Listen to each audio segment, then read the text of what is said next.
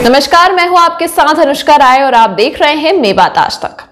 जब 50 मुसलमानों के अलविदा की जुमा के दिन पुलिस ने गोलियों से भुना था। 22 मई 1987 की रात थी। प्रांतीय सशस्त्र बलों PAC का URU 1493 नंबर का ट्रक चला जा रहा था। 303 राइफल लिए 19 जवान दूर से ट्रक पर खड़े दिखाई दे रहे थे। जो नहीं दिख रहे थे वो थे ट्रक में सर नीचे किए बैठे 50 मुस्लिम लड़के।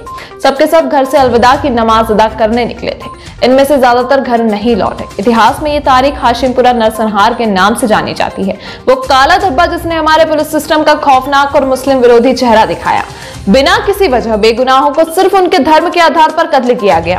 तब कांग्रेस पार्टी के राजीव गांधी प्रधानमंत्री थे। दूरदर्शी, मिलनसार और नई सोच वाले युवा राजीव, या वो राजीव जो शाहबानो मामले पर प्रगतिशील भूल जाते थे, जिनके लिए बड़े पेड़ के गिरने पर जमीन का हिलना एक सामान्य हलचल थी। यूपी में वीर बहादुर सिंह की सरकार थी। कांग्रेस के हिंदुत्ववादी कहे जाने वाले मुख्यमंत्री 1986 में राम जन्मभूमि का ताला खुल चुका था और इसी के साथ ध्रुवीकरण की सियासत का वो चैन रिएक्शन हो चुका था जिस पर चलकर आगे बाबरी विध्वंस, मुंबई बम विस्फोट, बनारस और कानपुर के दंगों जैसी घटनाएं हुई। तो आइए जानते हैं क्या हुआ था।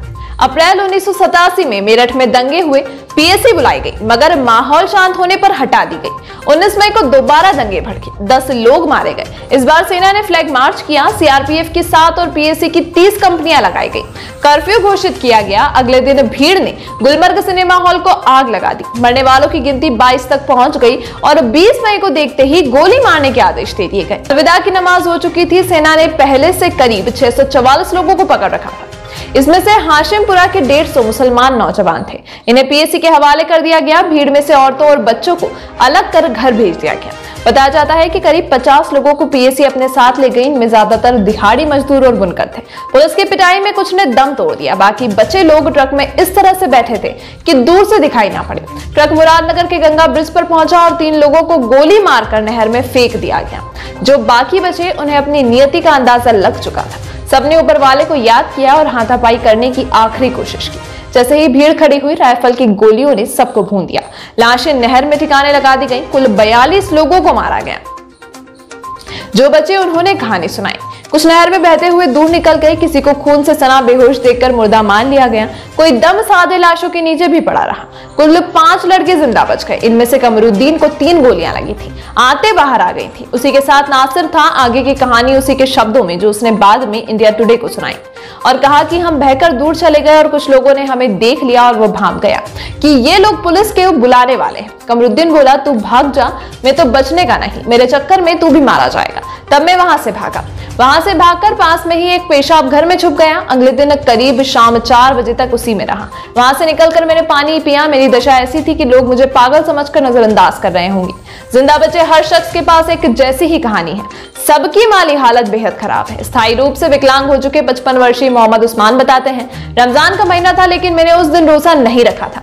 8 दिन से कर्फ्यू था। आटा दूध घर में कुछ भी नहीं था। कर्फ्यू लगा था। बाहर कैसे निकलते? कमर और पैर में गोली लगी थी।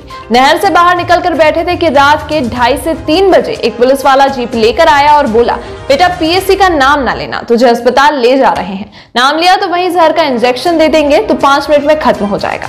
बोलना कि मेरठ में बलवा हो गया था और मुझे गोली लग गई थी और किसी चीज में डालकर लाए और मुझे पानी में फेंक दिया। मैं पानी में से निकला और पुलिस ने मेरी जान बचाई। यह बयान दिया तो तेरी जान बच जाएगी। हाशिमपुरा में शामिल कोई भी जवान कभी निलंबित नहीं हुआ। कुछ को तो तरक्की भी मिली। पुलिस वालों की निर्लज्जता का जो खाका जिंदा बच गए लोगों ने खींचा है वो बताता है कि इन पुलिस वालों को सजा का कोई डर नहीं था। आखिरकार ये बात साबित भी हो गई और 30 हजारी कोर्ट के सबसे लंबे ट्रायल 2015 में सभी 19 पुलिस वाले बरी करार दिए गए। मारे गए लोगों के परिवारों को इंसाफ मिला 31 साल बाद। 31 अक्टूबर 2018 को दिल्ली हाईकोर्ट ने 16 पुलिस वालों को उम्र कैद की सजा दी। फैसला सुनाते हुए कोर्ट ने कहा, आर्म्ड फोर्सेस के लोगों ने निशाना बनाकर हत्या की। अल्पसंख्यक समुदाय के लोग कत्ल किए गए। उनके परिवार को न्याय पाने के लिए 31 साल तक इंतजार करना पड़ा। इस अंक में फिलहाल इतना ही। इसी तरह की ताजा अपडेट्स को देखने के लिए बने रहिए मेवात आज तक के साथ।